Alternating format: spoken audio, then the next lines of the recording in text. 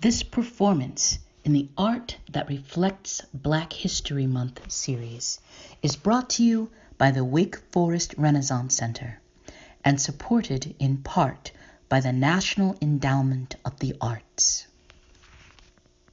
Hello, my name is Donna Washington and I want to welcome you to the Renaissance Center this evening. We are going to be looking at art reflecting culture, and I am a professional storyteller, so the art I want to talk about is storytelling. You may not be aware of how much African culture permeates through the spoken word ritually in a lot of our society. For instance, if you've ever been to a church where they do call and response, that is very much an African way of dealing with ritual and worship.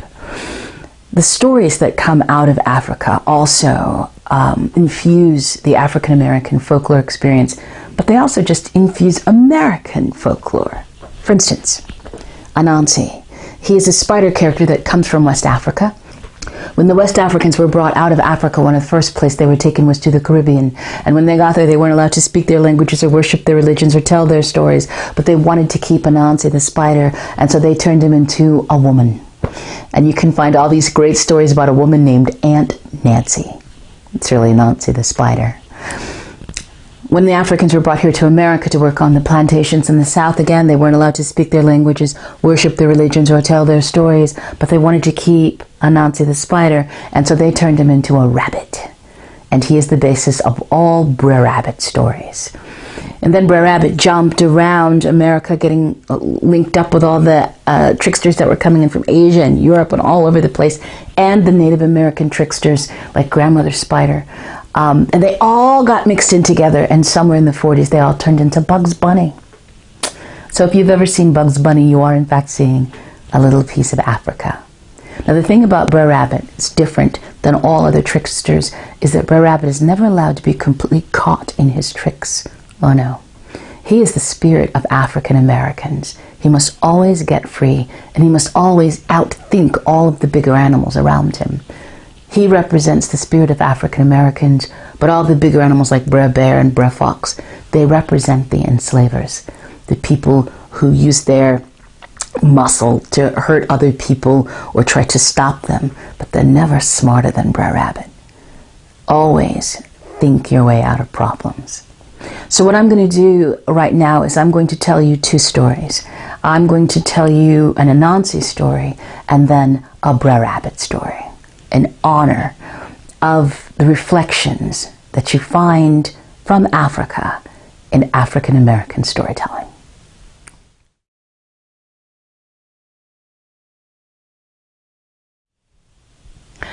Now, Anansi is a trickster character. He loves to play tricks on people. He also loves to eat and eat and eat and eat, and he's the absolute worst when it comes to sharing.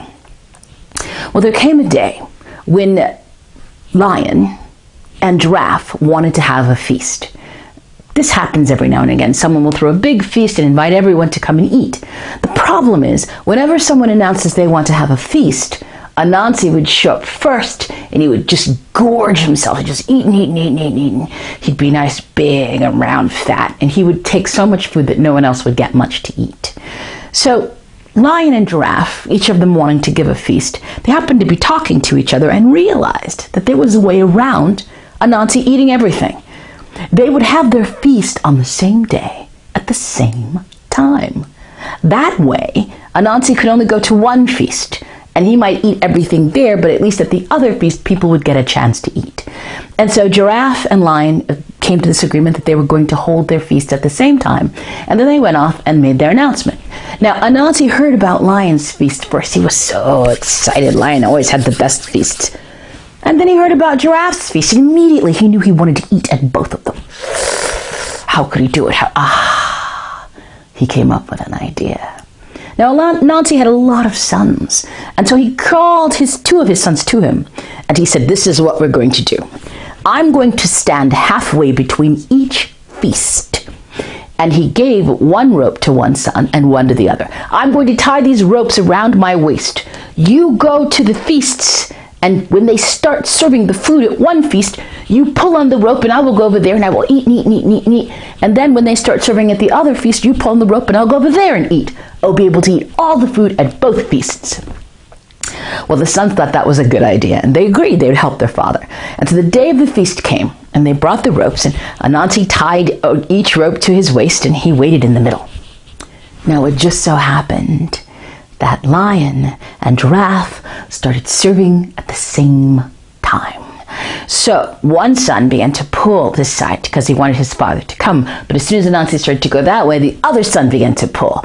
And each of them was concerned that their father wasn't coming. And they thought, oh, maybe the rope is caught somewhere. And they pulled and they pulled. Poor Anansi was right there. And as they pulled, his waist got smaller and smaller and smaller and smaller and smaller.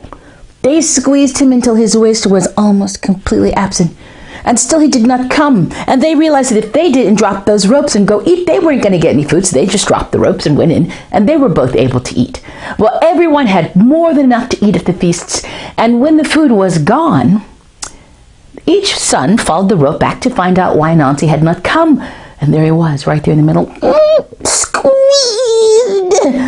Oh my gosh. The sons untied him, but it was too late.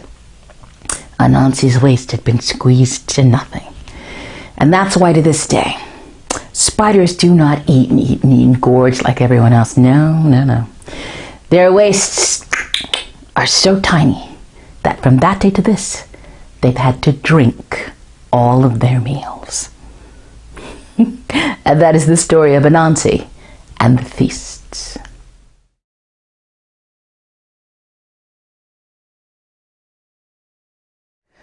Now one morning, Brer Rabbit was just a-hopping on down the road saying how-do to everybody.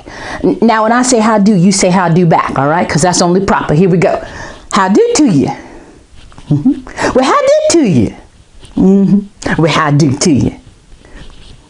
He was just bouncing on down the road. Now Brer Bear and Brer Fox caught sight of that critter, and they got themselves an idea. They got a whole lot of sticky tar, and they made a tar baby, and they sat it right there beside the road. And as Brer Rabbit came on down the road, he saw that tar baby, and he said, how-do to you? But the tar baby didn't say nothing. Brer Rabbit stopped. He said, excuse me, in this here parts, when someone says how-do to you, you're supposed to say how-do back. So we're going to try it again. How-do to you? But the tar baby didn't say nothing. Too stuck up.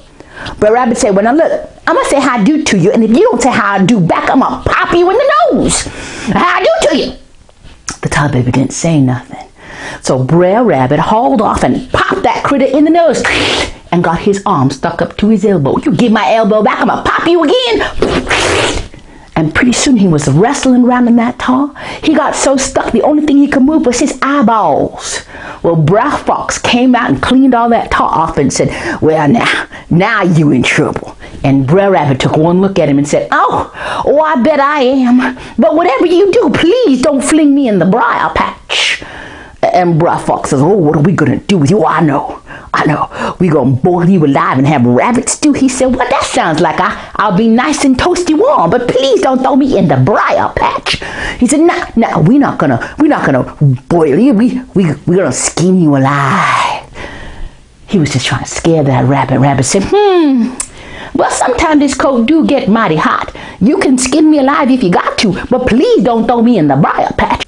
Well, Brer Fox looked off in that briar patch. Ooh, he looked like if he threw Brer Rabbit in there, oh, he would get all cut to ribbons. He said, I'm going to throw you in the briar patch. Brer Rabbit said, no, but it was too late. Brer Fox flung him, and he flew tail over head, and boom, landed right in that briar patch. And Brer Fox listened because he thought Brer Rabbit would be yelling. He didn't hear nothing. So he looked down off in there, and there was Brer Rabbit just dancing around. He said, how you doing, Brer Fox? He said, how come you not cut? Brer Rabbit said, well, now, I was born and bred right here in this briar patch, and it's exactly where I wanted to be. Thank you so much for sharing stories with me today here at the Renaissance Center. If you like those tales, go check out your local public library. You can find more stories about Brer Rabbit and Anansi the Spider. Thanks a lot, everyone. Bye.